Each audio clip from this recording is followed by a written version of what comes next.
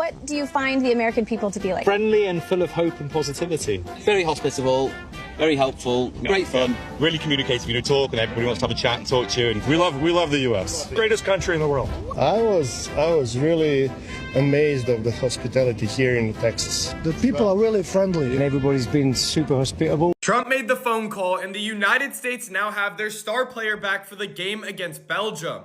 I think this is one of the only times that the FIFA board has overturned a red card in history, and honestly, it's starting to shape out and look like the United States might have a real chance at this World Cup. But now that Folarin Balogun is back for the game, I honestly think the United States has a good chance against Belgium, which would put us all the way up to the quarterfinals. You gotta be kidding me. Alfie, you better not be American. But he says, this makes a mockery of the whole tournament. If the United States men's national team win, Belgium will have every right to feel cheated. Oh, because we played with all of our players? Cheated. Absolutely insane. He says, meanwhile, the USA's victory by their best ever generation of players will forever be tainted by accusations of favoritism and corruption. It feels bad for everyone. What the f? Did you see the red card? The guy didn't even get a yellow card before, so that means they didn't really see it. Now, I know it looks bad slowed down, but in real time, he wasn't even looking. It was an accident. There was no malice. There was no beef before, no arguing, nothing like that, no chippiness. It was an accident. Meanwhile, right, first of all, they're not calling these kinds of plays. If you look at the World Cup across the board, they're not calling any of these plays, okay? So that's why everybody was so shocked. And meanwhile, we have Messi literally staring at the back of some guy's ankle in full cleat into his cleat tendon, okay? And you're getting mad because this is the right call. Now, I know people don't like for this to happen after the fact, but this is the correct call because at the time it was a ridiculous red card. Now, yeah, I'm a little biased because I'm American, but still, if you just look at how they've been calling these plays, no one's calling. Yes, I want us to be fair.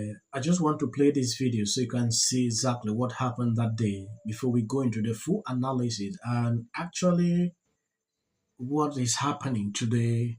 The number 20 United States committee serious foul. Yeah, it's going to be a red card. The final decision is red card. Wow.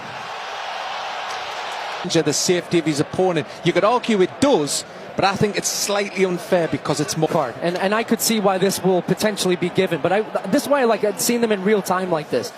Yes, if you take a look at this from Claire Travis, sources, President Trump, Commerce Secretary Howard, and White House Task Force had Andrew Glani put together a team of elite lawyers from outside the government to challenge the Folarin Balogun red card. Specifically, they challenged the use of slow motion instant replay to give the red card, which they argue violated FIFA rules. The president also conveyed to Gianni Infantino, FIFA president, that the appeal had been fair and he believed the red card penalty was excessive. FIFA Independent Committee reviewed the decision and agreed the penalty was incorrectly given, rescinding it under their Rule 27 authority.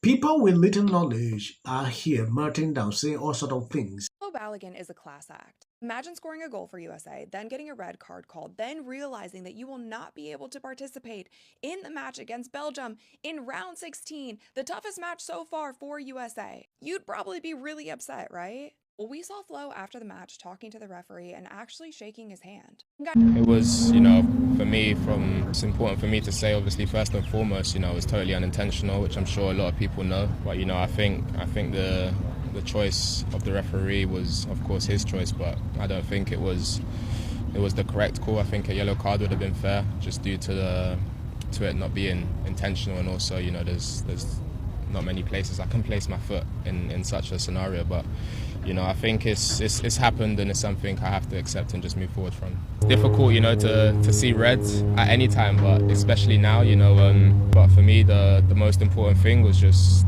trying to stay calm. I think, I didn't want to react out of emotion, out of anger, and I had to just accept that the decision was made, whether I agreed with it or not, and just try to also think about, how I can help moving forward. Yo, in case you guys have been living underneath a rock, let me explain everything that's going down over here. Balogun got a red card, which means he's supposed to be missing the next game. But Big Donny T called up Gianni Infantino and said, we're hosting the World Cup.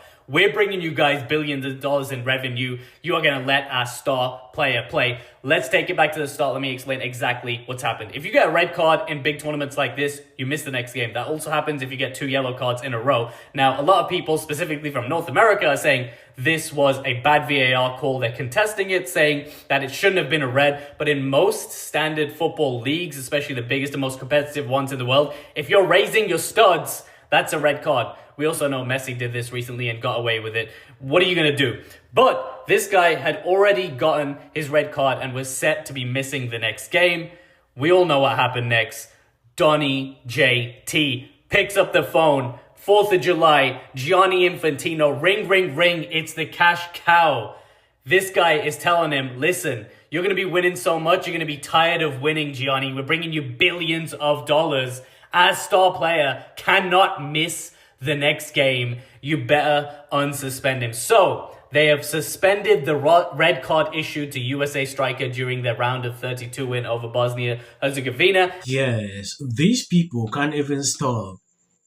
If you look at what actually happened, you will clearly see that this was not supposed to be a red card. Maybe yellow card because he never did that intentionally. I've been following this from the beginning to now.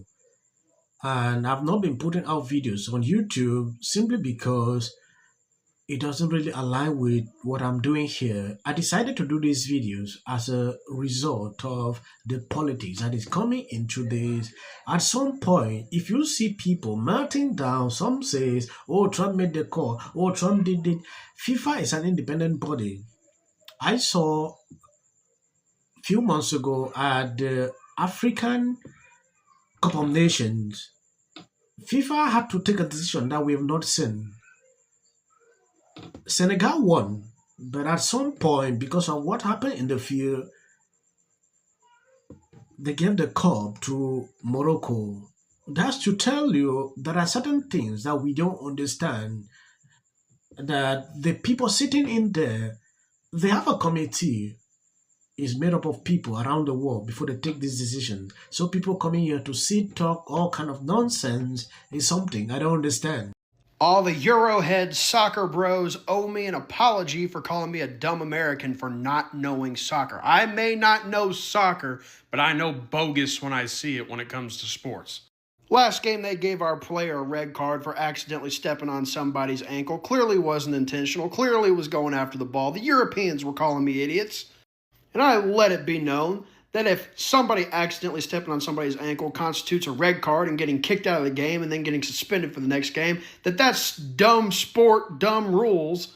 And I got called a dumb American for that too. Yes, I have seen a lot of people celebrating like this is now a fair decision.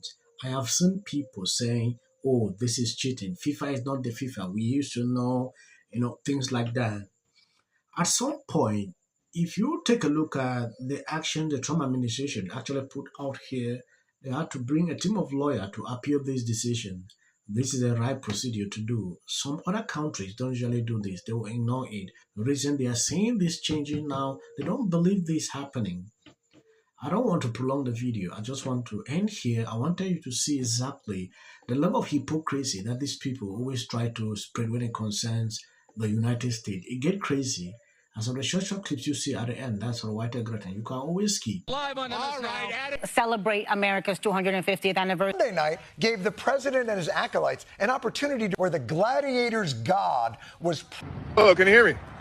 Yeah, no, I heard what happened. Listen, good news is I'm about to get this here Cybertruck with your GoFundMe money. Bad news is you're going to jail, but not to conflate. So with all eyes on California, you can see exactly what's happening. It was on here in the Golden State. And 39 encouraging her fans not to vote for Pratt. For a fan. Seeing this city just fall apart. Mayorship, insurance companies, they don't have to pay people to rebuild their homes. Aaron Bass. I just wanted to up these cases with can't keep streetlights in California. Now you realize people everywhere in America make fun of people. And so this is my life. You're talking about qualification. California, I have family in LA. Chelsea Handler, she's not a fan. Send me. The women, jeez. Did you know that it's been 100 years of our founding fathers' deaths to try and lecture